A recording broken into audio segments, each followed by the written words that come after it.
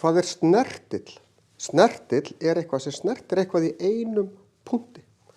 Og við getum verið með snertil við hring, sem þá lína sem snertir punktinn nákvæmlega í einum punkti.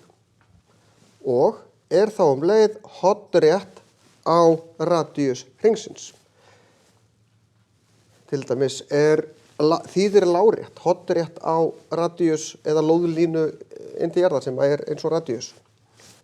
Við getum líka verið með snertil í fleiru heldur en bara hring. Ef ég með fleygboga, lína sem snertir einhvern veginn fleygbogan bara akkurat í einu punkti snertil við fleygbogan og alls konar gröf geta myndað snertla og það eru til alls konar leiðir til að reikna hvar snertillinn snertir, hringinn eða grafið.